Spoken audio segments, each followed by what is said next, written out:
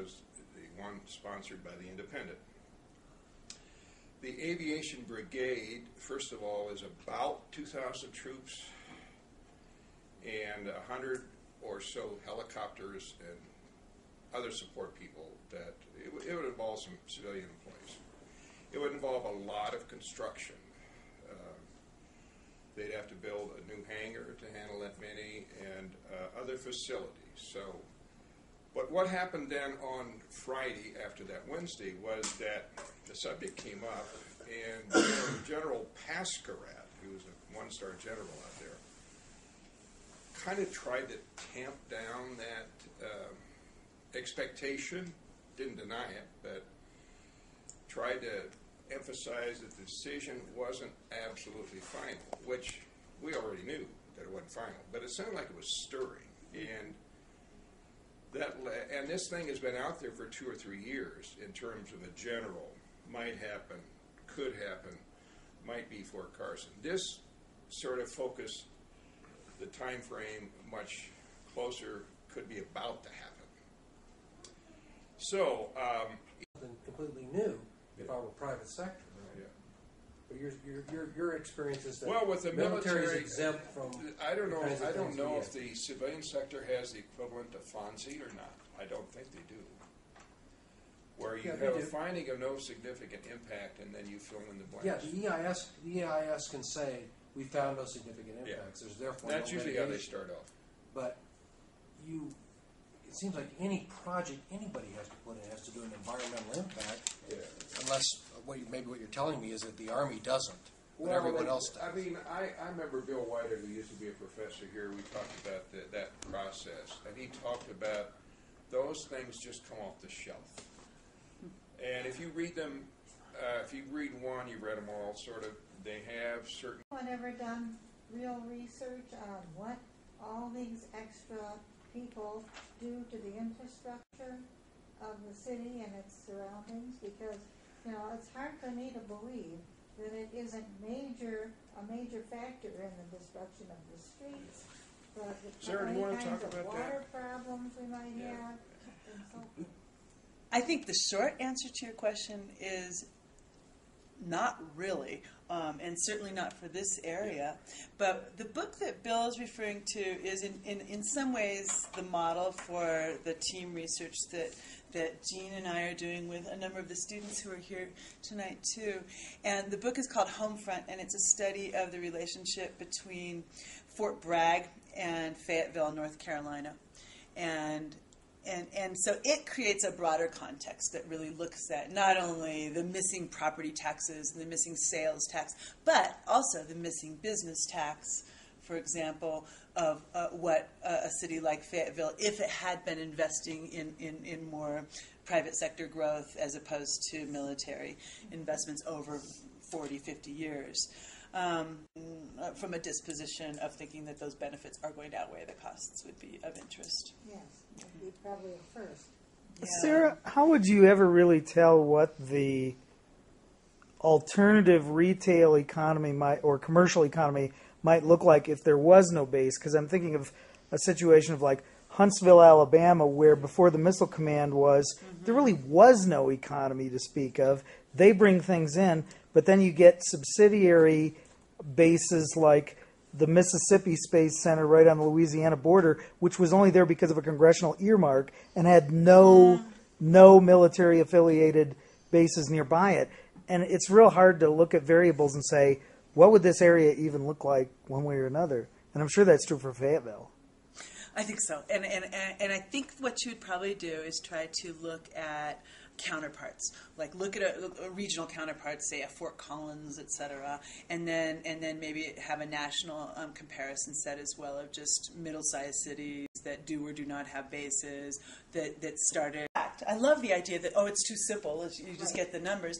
If in fact that's the case, it would be. What is more important, and what I think we do have training to do, is to talk about what it means. How identified the Pinion Canyon area as a maneuver site, and the initial transformation. transformation, EIS, talked about them as separate entities. and that kind of took away the line. And so when they train at Fort Carson, could be here, could be there. I mean, I guess is the answer to your question, that they don't really have to distinguish between the two. They still are hardly using that down there. I mean, I think Pasquarette said they were going to have brigade size maneuvers down there in August. And so that might really bring a lot of those troops down there all at once for the first time in quite some time. So could I hear what was happening at Union? Or was it too far away? If you can do that, we're in real trouble. So what I hear is most likely just on Fort Carson. Yeah, well, Yeah, do you want to just go into a little Like, bit about the noise problem already as you experience it as a near neighbor to Fort Carson? Oh, it's just a lot of noise. Bombing and what's the small munition stuff, like gunshots, but also the big booms.